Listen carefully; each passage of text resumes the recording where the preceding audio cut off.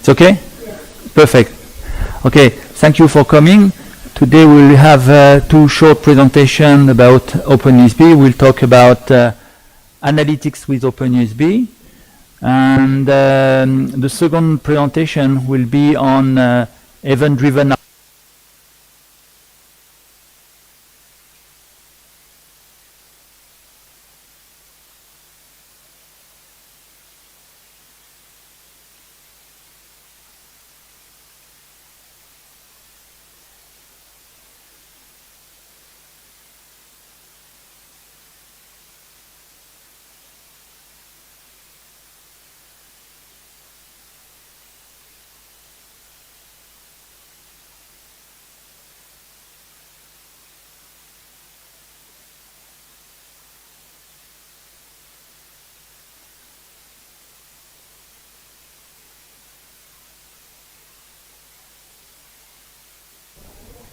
So now it should work. It should. So where do I have to restart from the beginning, or? No, it's okay? It's okay. Okay. So after the first presentation, you can ask me questions, and after the second presentation as well. So let's start. So what is analytics?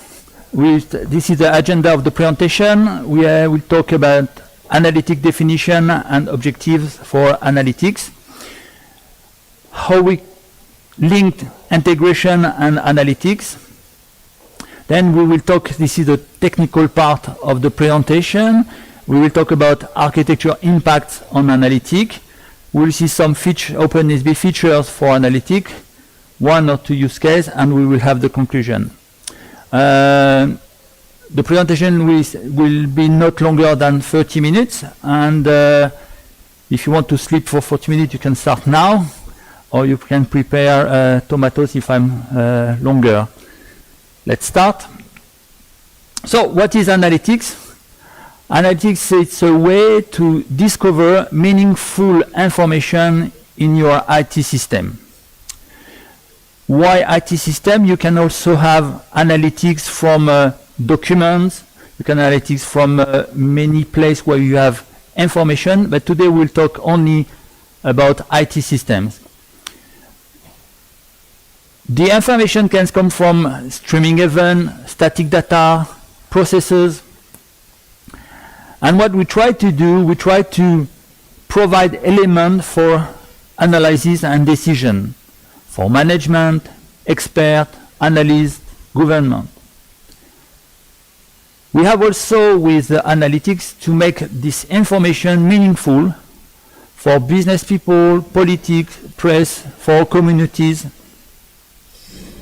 Today, analytics is a critical requirement for stakeholders. And if we talk about IT system, we claim that the best place to find analytics element is in the business process. And this presentation will focus on business process analytics. Of course, you have many types of analytics, and we will see why we focus on business process analytics. So this is a big picture of business process analytics. You have in the middle your business process that access to different data. The user access to your process through the web, smartphone, and so on. And we extract information from the business process to feed some analytics documents, analytics software such as Hadoop or Elasticsearch, and so on, to provide some meaningful information for non-technical people. So, why we claim that BPEL analytics is interesting? Because we think that it's a rule of many other analytics.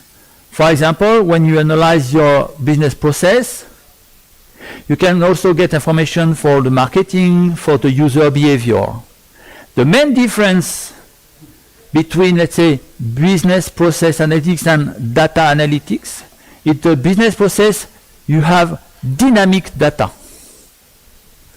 It's where the thing takes place, not in your database, not in your file or Excel sheet. When you do business process analytics, you face 4 challenges. The first is a resource diversity.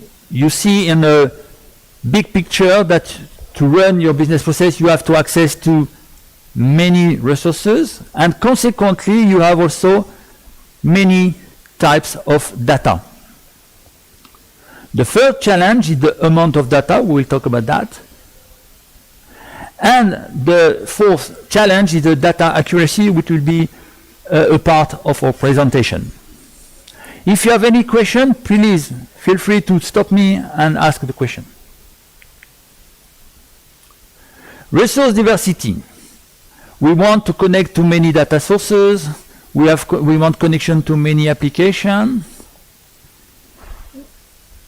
To access to the data to feed our business process.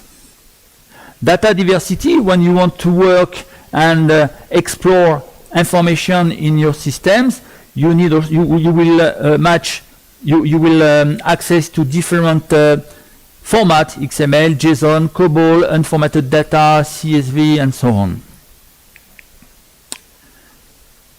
The amount of data, when you start doing analytics, when you made the proof of concept, let's say you will face you will have to manage megabyte of data, but very quickly you will jump to gigadata because you want to store this information to have a longer analytics.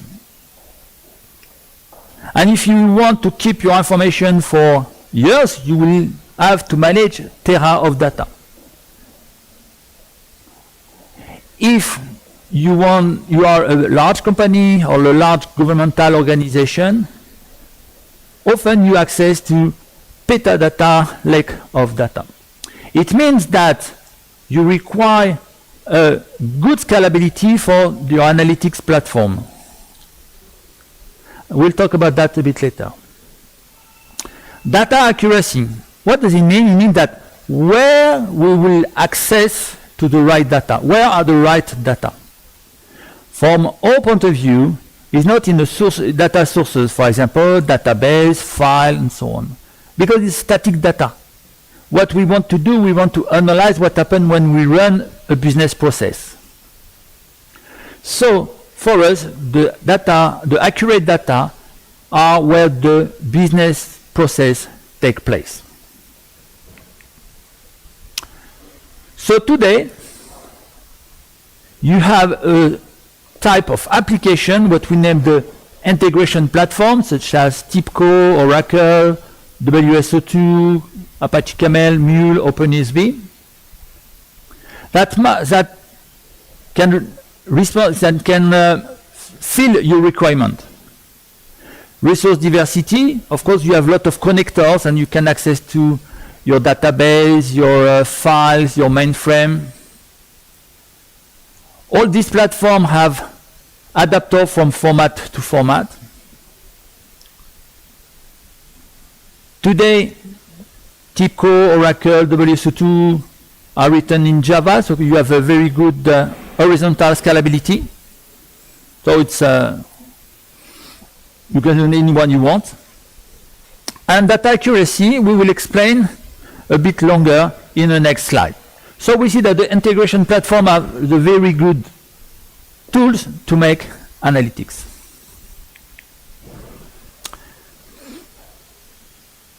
Okay, which architecture for our analytics? It's a technical part of the presentation. When we talk about integration, we have two main architecture patterns. The first is named choreography, and the second, orchestration. Choreography, what is it? It is a chain of service. Service A called service B called service C, and so on. The interesting element in this architecture is that we have no central point. On the other side, you have many connections between services, meaning point-to-point connection.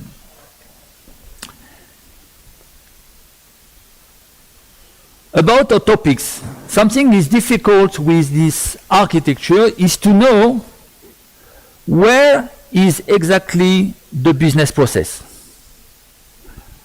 When I run service A, at the beginning, we can say that the business process is on A. Then I send a message to B. A stop waiting for an answer from B. But the business process could be on B, but is also on A. And the same thing for C and D. So the business process does not run in a fixed place. The context of the process moves from one place to another one. So if I want to extract information from my process, it's a bit difficult. I know that I will go from A to B to C to D, and I can manage it. But when we have a failure, when you have an error, where I have to go? Where I have to go when my process fails to catch information? I don't know.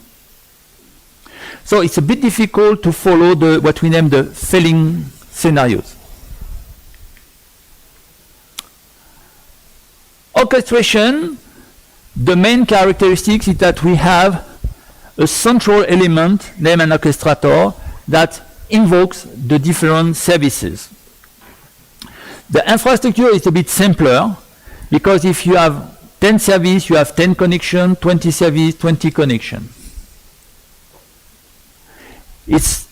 We have some difficulties, for example, if you want to change D to E because we have to impact the orchestrator. But if we want to change the process itself, we just have to modify the orchestrator. But for AutoPeak, what is the most important is we have just one place where the process runs.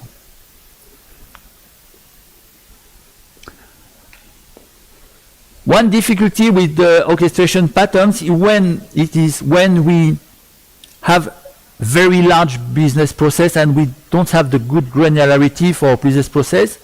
Sometimes some developer generate a very large orchestrator and it's a bit difficult to maintain. So now let's go back to the analytic. I want to extract information from my business process. And because I have no central point, I need to define an analytic system that access to A, B, D, and C. On the other side, if I have a business process engine where I run my process, I can access directly to this engine to access to the history, the context of my process, even if I have some failing scenarios. Because normally the business process engine supports failing scenarios. So just I'm coming back. So the first architecture choreography can be found in Camel, Mule ESB, and WSO2. And the tool for the orchestration could be Oracle, Well Method, and OpenESB. There's more products, but I didn't write all of them. So now OpenESB features for analytics. So we see that OpenESB has an orchestrator, and we want to access to this orchestrator to capture elements for analytics. So OpenESB used the orchestration patterns, and we saw that. We have powerful feature to access to the process context. And you find these features in the community and enterprise edition. The both edition allow you to make some extraction, but enterprise edition has more advanced features we'll talk a bit later. So how does it work? Let's take, for example, the OpenSB community. You have your business process engine that generate a business context. What is a context? It's all the variable or the counter that are used in your process. You have a kind of extractor monitoring engine that can generate logs. You can use the log in your log file, or you can use some custom handlers to format your logs. And with bespoke development, you can easily generate some analytics reporting, monitoring dashboard.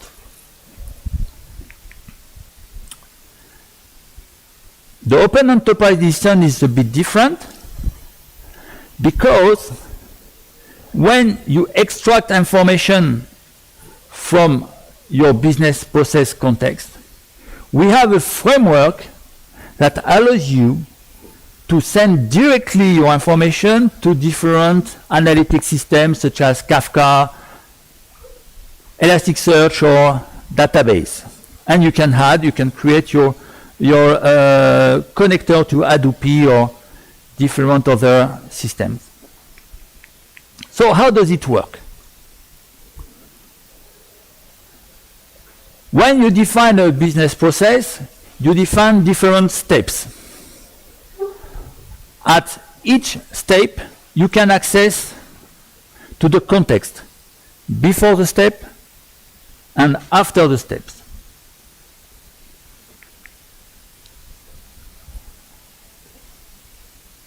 If you go to logging here, you have the different variables used by your business process. And then you can extract them to send to the log file. In the middle, you can, I didn't do it in this example, but you can adapt, you can enrich your messages, extract from your context, and send them in a log file. What is important to understand is that when you use these features, you don't modify, you don't impact your business process. Meaning that you don't have to write in your business process, I want to print something, I want to extract something. It is a concurrent process that works independently from the business process itself. If you want to add new messages, you don't impact your business process.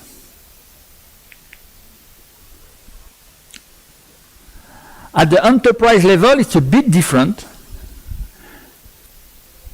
You still have your business process context, but you have two new channels, two new channels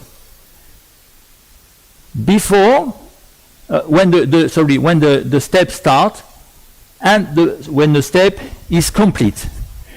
You can see that we have 7 channels. We will talk about the channel. Once again, when you send a message to the channel, the process to get the message and to send them to your database or your Elasticsearch is fully asynchronous. So the impact on the performance of your BPEL process is low.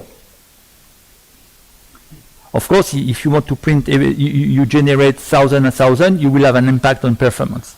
But normally, you have a very low impact.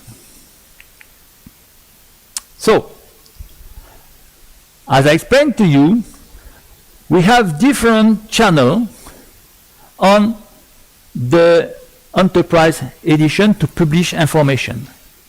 It means that you can create, so I will come back to show you, you can create different messages for different channels.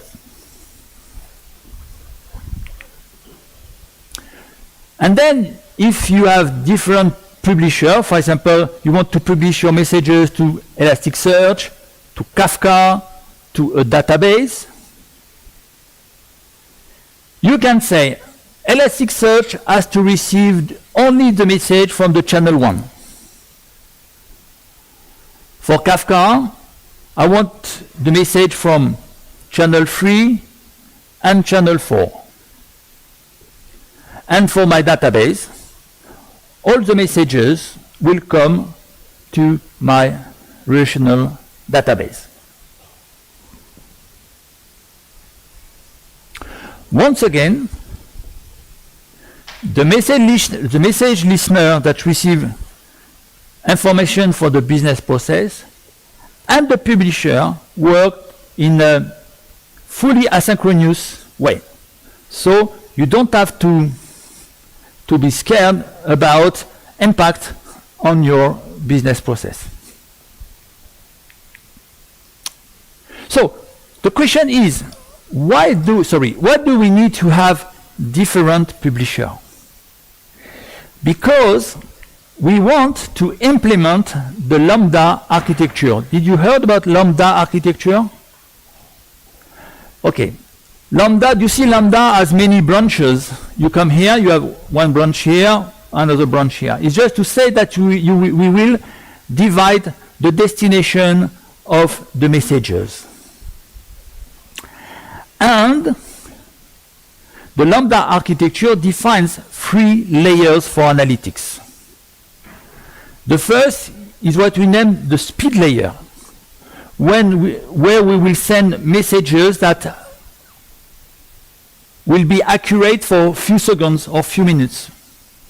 For example, monitoring, real-time dashboard, we will use the channel speed layer. And of course, if I want something with the short availability, I will not use a file. I will use, for example, a cache, a database, speed database, or memory database. So this is the real-time, the speed layer for alert and monitoring. You can also have a second layer, a second channel, where you will send information for what we name the service layer, for example, for your query, for the view, for the low latency view and query on your system. The last layer is the batch layer. It's where you will send information, let's say, for long-term analytics. For example, file, Hadoop, Hives, where you can store information for months or years. So you understand that speed, serving, and batch layer have not the same purpose, and also not the same messages. We can send maybe longer messages for the batch and short information for the speed layer. So, since we have many channels and we can have different publishers that subscribe to channel, we can create with OpenASP Enterprise a speed layer where we will use, for example, Kafka, Apache Geode, to process information very quickly. The service layer, you can use Elasticsearch, relational database, and then you can have your information, let's say, for weeks to months. And else, the batch layer, where you want to store information for years. And it's very easy to do it with the publisher and the subscription to a channel. Of course, you can create your own layer. For example, if you want to use something like Google BigQuery, we have a connector for that. And you can have up to 7 channels in your Lambda architecture with OpenUSB.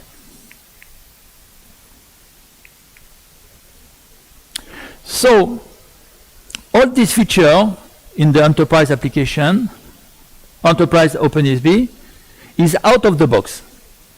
What what we describe here for the enterprise, you can do the same thing with the community edition, except you have to make some bespoke development when you receive your log file.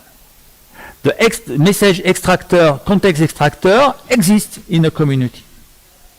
And then you can publish a log and take the log and make your job to publish to Kafka, to database, and so on.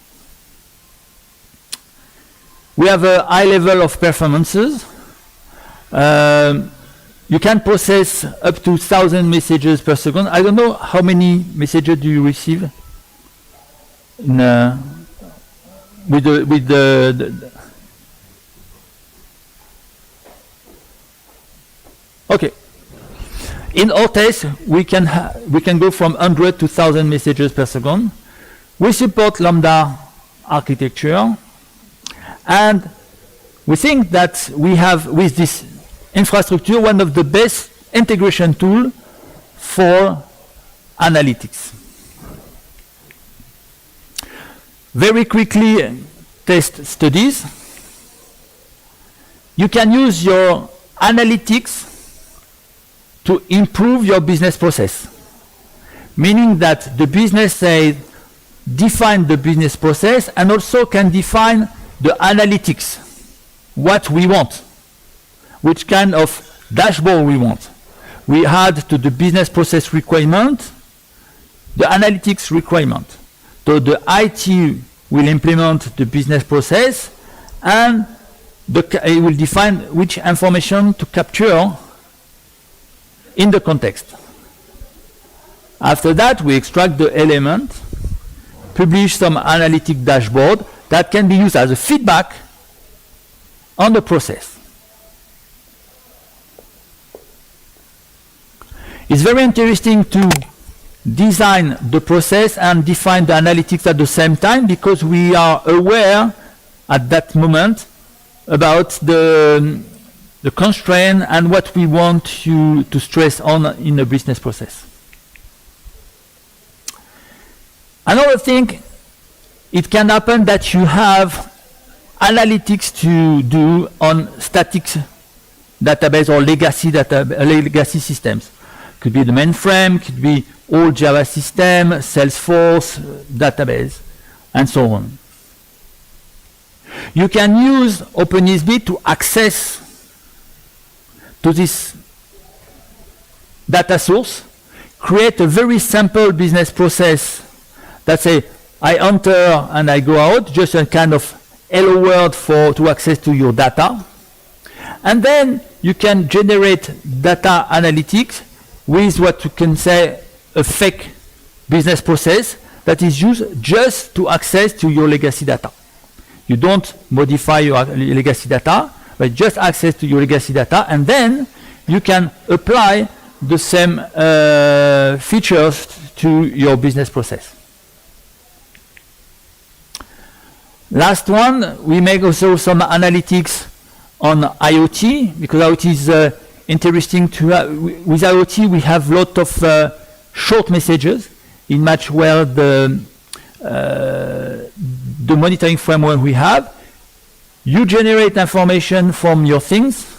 You can use MQTT, HTTP, all the queue you can have. You can read this information, create some event processor to generate analytics. So, in conclusion, for this presentation, analytics is a critical business requirement. We see that we have two different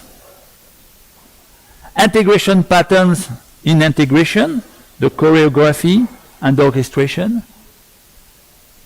We think that choreography is better for analytics because it's easy to capture the context of your process. And in OpenESB, which is based on orchestration, we support choreography, but I don't want to dive into this that topic. We have an efficient solution for analytics. All the feature we saw together is out of the box, so you have nothing to develop. except for the property file. You need to set up some property file. We have good performances. So in conclusion, if you want to do some analytics, you can find on OpenSB a very nice and powerful tools for your analytics. Conclusion, business process, exactly what I said. So for the moment, we have publisher for Google BigQuery, Elasticsearch, database, Kafka, files. So, and we try to develop many others. Thank you very much. And if you have any question, it's okay. Yeah.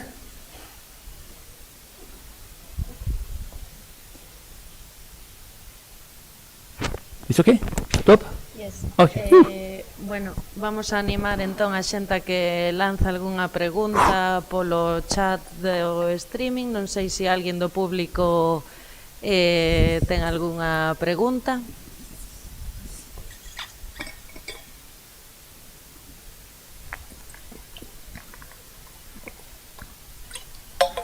We're going to wait a few seconds, Paul, in case anyone from the audience or from the stream has any questions. I'm sure you've explained everything very well. Sorry? What do you say? You explained it very well. Ah. No questions? No question. Okay. Everything is sleeping. So that's the end of the session. Damos entón por finalizada a sesión de hoxe. Agradecemos que cubran en internet a enquisa de satisfacción que aparece no chat. Moitas grazas pola vosa atención e animamos vos a asistir ás... Vale. Bueno, perdón, estánme comentando que hai agora outra sesión. Así que nada, retomamos nuns intres.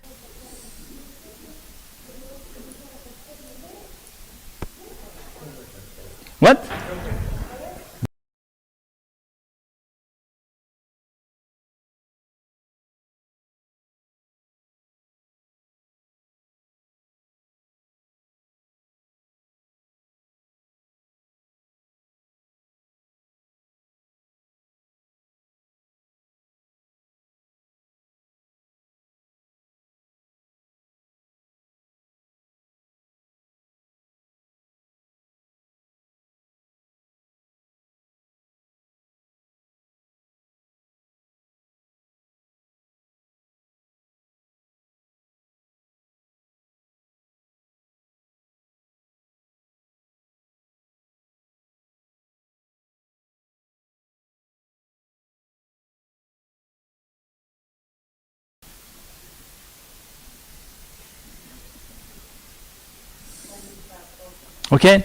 Okay, just a bit of advertising for our company.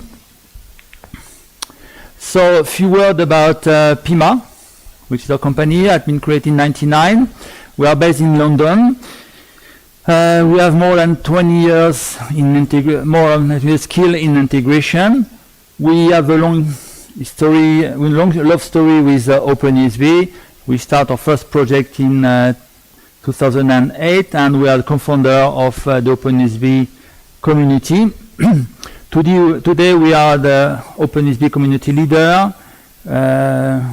We have a big involvement in OpenSB project. We are I suppose, the best sponsor and the main committer on the project. So if you want to have a partnership with us, you can become a Pima partner, so you can get advantage on your competitors. Sorry for the S.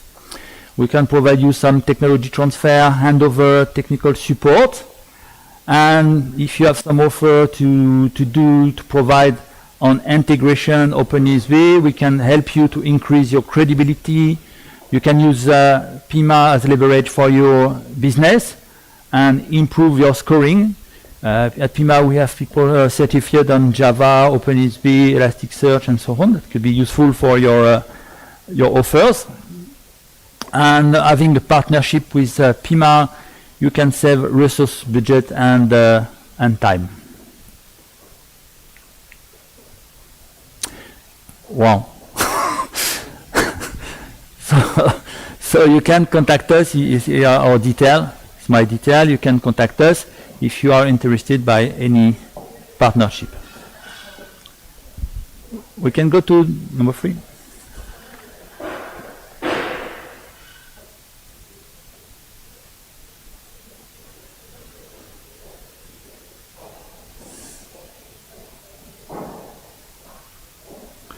Okay.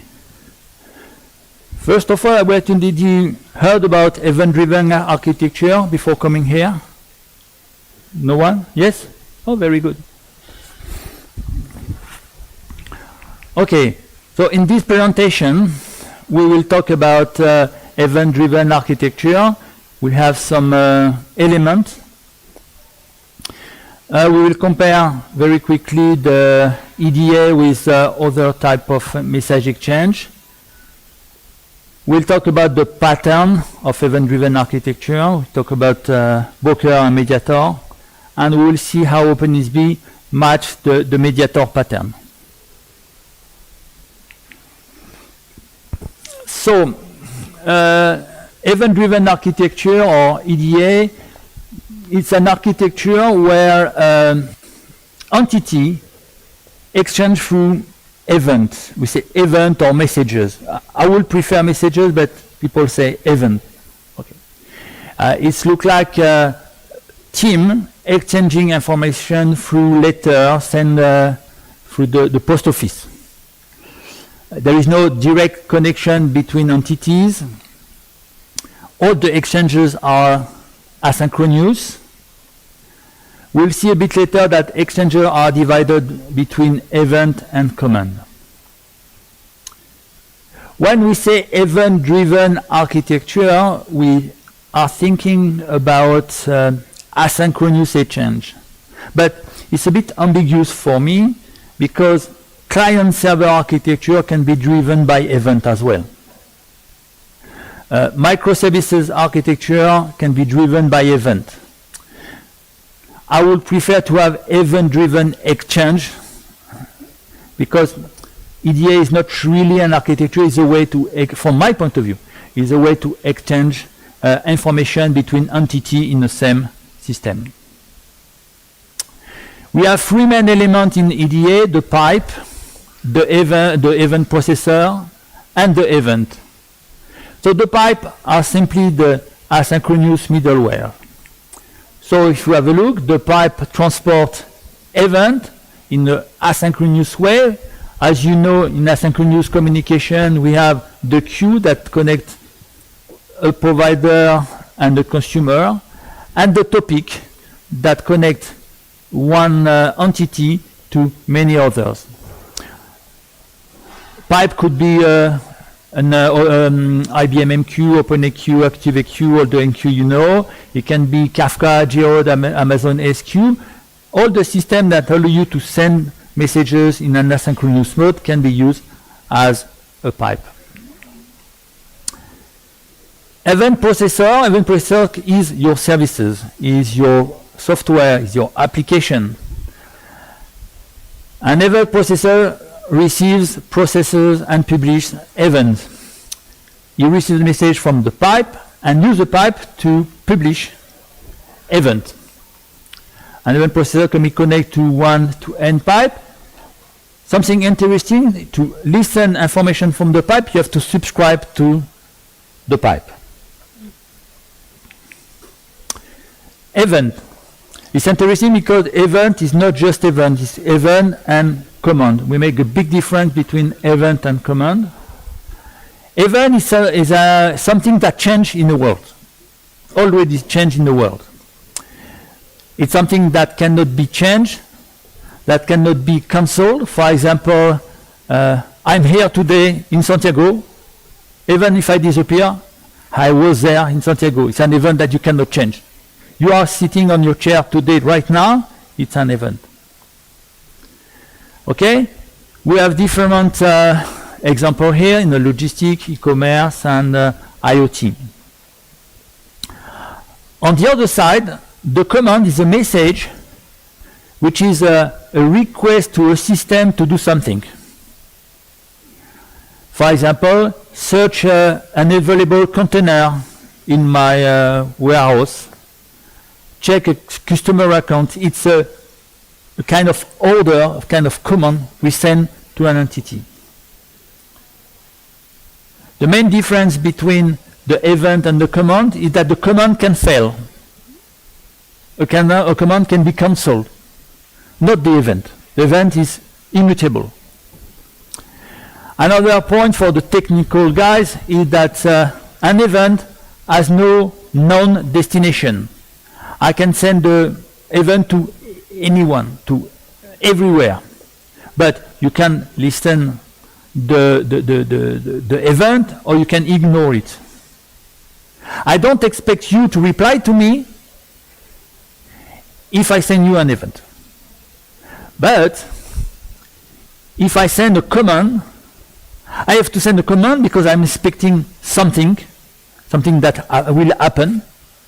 So I have to know the destination for my command. That's the main difference between event and commands. So what are the characteristics of event-driven architecture? Asynchronous exchanges, and we limit the exchange to event and command. So if we want to implement event-driven architecture, we will have an impact on the business process because we have to move from a synchronous or half-synchronous process to a full asynchronous system. That change the way you will write your business process. And on IT, you have to define a way the events are exchanged, which kind of tool to exchange message between entities. I don't want to have a bottleneck, for example. And we have to evaluate also the event on, the impact of event exchange on services.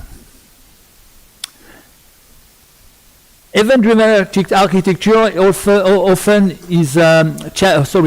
often challenge but and request-oriented exchange. I will show you two examples. You have here some banks, a Spanish bank, Netherlands bank, and English bank. The two first one works in a batch way, meaning that if I want to transfer money from Sabadell to ING, what happens? I send the transfer, and Sabadell waits for having thousands of transfer to launch a batch. It comes from the old time we have the mainframe and we want them to work during the night. It's a technology of batch. And then slowly we send the transfer to different destination. On each side, ING receives a transfer to send to NatWest and is waiting the same thing. So after a while, the money will arrive to NatWest. NatWest is working another way. When you receive an event, you send another event. You have a kind of streaming of events. You don't wait for having thousands of transfer to do the transfer. You do transfer one by one. And then when NatWest receives the transfer, automatically we send the transfer to Revolut, and the same thing, Revolut will send the message to Barclays and you get the money. At the technical point of view, there is no difference. We send the money to another place. The main difference is the user experience. Meaning that when you do a transfer from Sabadell to ING, you are waiting 1 day, because or 1 day or half day, let's say. If you move money from NatWest to Revolut, it's 1 second. 2 seconds. So we see that the event-driven architecture provide a better user experience because it's a kind of real time. It's not really real time. I don't like the term real time, but it's very fast because you process event by event. So now let's compare the request and the event. So you have a man in love with a beautiful woman and you want to send her some roses. What he will do? He will use his smartphone or web application and call for send a request to the flower online platform. He will send the price you want to pay, the type of flower, where to deliver, and so on. The platform itself, to fulfill this order, will search for the best provider. And then, after that, you will have to search for a delivery company. So, if we use a full process system, we will have to invoke provider 1, 2, 3. We choose the provider, delivery 1, 2, 3, and choose the delivery. It's a very simple process, fully synchronous, easy to develop. But you can see that more provider you have, longer will be your process. I know we can use multi-threading, but it's just for the purpose of the demonstration. So the response time increases when the number of providers increases.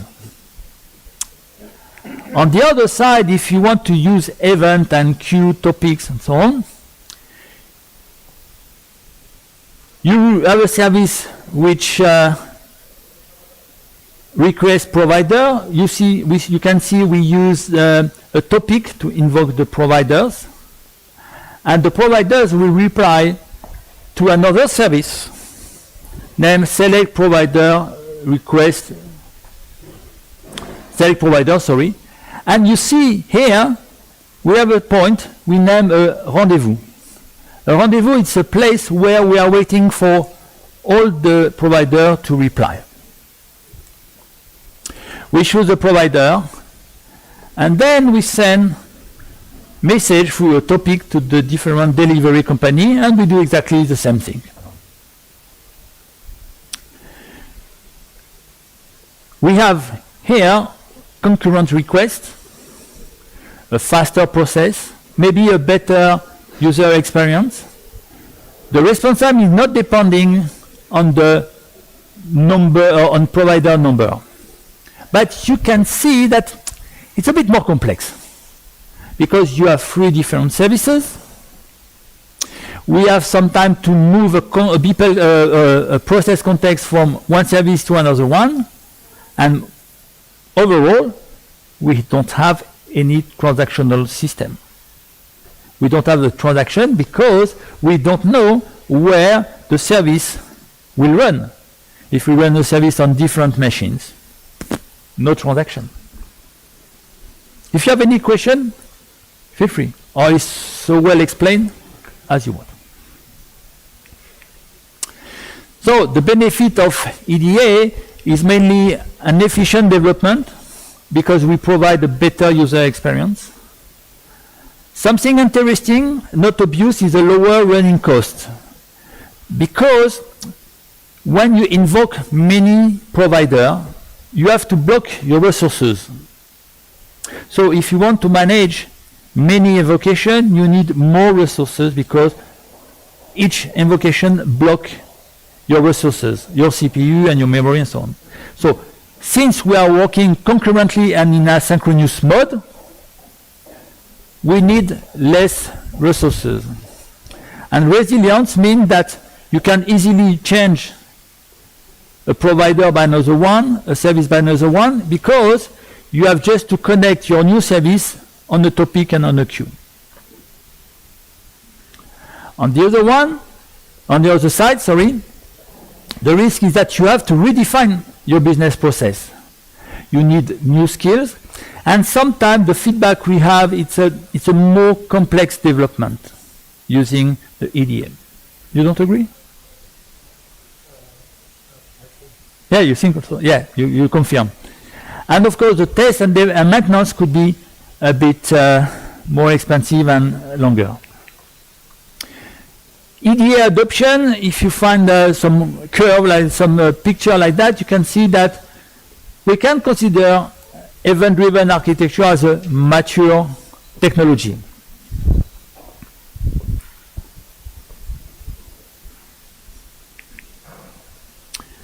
So, that's also the technical part of the presentation. We have two main patterns in EDA. The first is the broker pattern. You send a message here.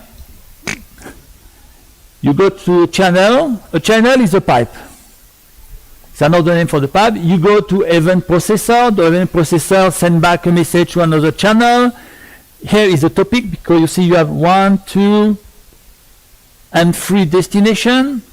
And after that, the third event processor sends a message to the queue, which is processed, and the message is processed here. Okay. If we compare with the previous presentation, it looks like choreography, meaning that you send a message, you have no central place where to manage your process. The second pattern is a mediator pattern. You have an event on the top, you go to an event queue, and you send a message to an event mediator. The mediator is able to invoke many queues, or many topics, or many channels. And it's not written here, but the event mediator can also get the feedback from the different event processor to manage the process. So the main difference is look like the orchestration. The mediator has a central place in your process in the EDA architecture. So which pattern for which application? If you want to use your EDA for routing, sorting messages, you can use the broker pattern. And you can use tools such as ActiveMQ or NetMQ, Kafka. And you can add some filter, some selector in your message broker to say, okay, this kind of message go on the left, this kind of message go on the right, goes on the right. If you have simple process, let's say a rule of thumb is to have less than 20 steps, but you can have very simple process with 100 steps, just to give you an idea. You can use the broker with tools such as Spring, Camel, WSO2, MuliSB, which have a very nice pattern as a routing, as a filter, splitter, merger for the messages. With this tool, you have advanced routing and transformation. But here, we have a difficulty with the compensation, meaning if you go from one event processor to another one, when something fails, what you will do? How does it work? Broker has no out-of-the-box system to manage the failing scenario. You have to develop by yourself. The complex process must use the mediator with BPML, BPEL engine. If you want to have complex scenarios, if you want to have compensation, and we will talk about that in the next slide, handling external event.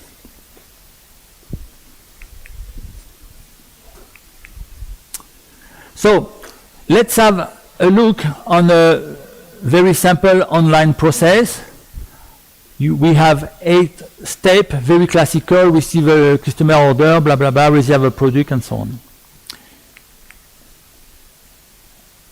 If you use a simple synchronous pattern, it's not on EDA, is just on a regular architecture. You send a message, you have an orchestrator, and you call all your services. For the mediator, sorry, I made a mistake. It's not the mediator, it's the broker pattern. The broker pattern. You receive a message, you can use the topic to send a confirmation, and you have to run 3, 4, 5, and 6 in sequence. Why? Because there is no sense to ask for a payment if you have no product available. And because the broker has no compensation that is able to re-put the item on the warehouse automatically, mainly it's easier to have a sequence of services. When you finish your payment, you use the topic to send a confirmation and to update your customer account. On the other side, the broker works in a different way.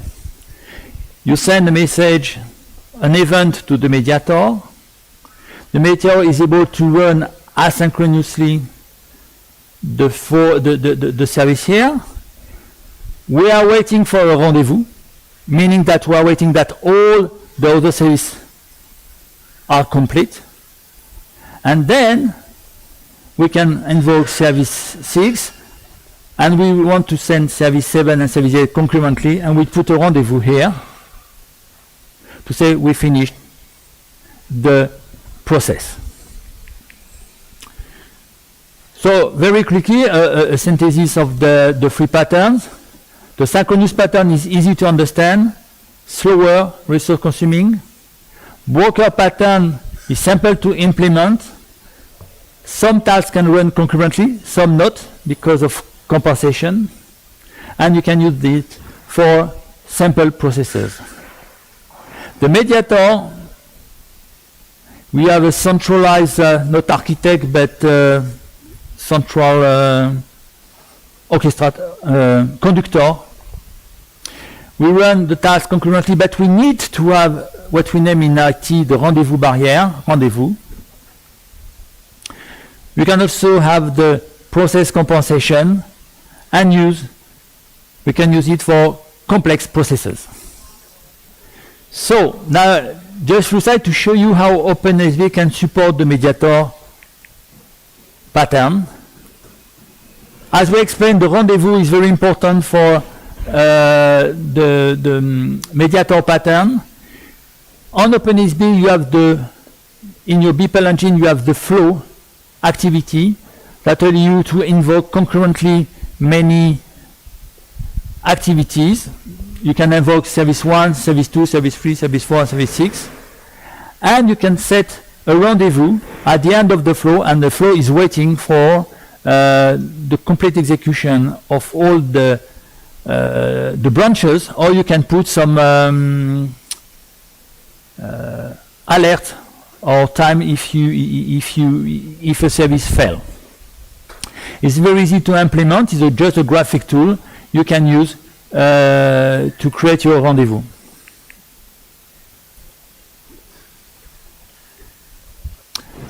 The compensation, as I explained, is like a rollback process. It's a bit complex to implement by yourself in a process because you have to take into account the different contexts in your process. On the OpenSV, it's out of the box. It's very easy to use. For example, you have a service 3 that failed. You get the error. Because you have an error, you will access to a fault handler that will ask service 1 and service 2 to be compensated. It's not as efficient as a rollback, but it allows you to decrease the side effect of your process. Why do we need compensation and not to do rollback? As I explained, There is no transaction in an event-driven architecture because we are working asynchronously and sometimes in different places. So we need a way to do a rollback process. Have a look on the internet on the Saga pattern. Saga pattern is a pattern that have been developed in 10, 20 years ago, I don't remember exactly, which is exactly what the Beeple engine offer. Last thing, it's what we name the event handler. When you are working with event, it is nice to have features that allow you to take into account events that come from outside when your main process run. Let's have an example. I send a message to my business process engine, and my business process engine is working. For any reason, an event occurs from outside, and this message has to impact my main business process. But my business process is running. So what I have to do, I have to find a concurrent way to influence the business process. To do that, the Beeple engine defines what we name an event handler that run concurrently with the Beeple process. So when you receive a message from the outside world, you don't impact for the moment your business process, and then you can send message to the business process to modify some element of your business process to change the main business process. Event handler is very important when you work with event. The event handler run concurrently, it catch external event and can impact the main process. It means that you have something running, an event occur from the outside world, you take it, you catch it, and you can modify your main business process. Conclusion, EDA is based on message exchange, we saw that. It's an efficient and scalable, but a bit complex architecture. OpenEBay help you to design EDA developments because you can have a connection to different type of part. We support the mediator pattern. We have concurrent evocation and rendezvous barrier.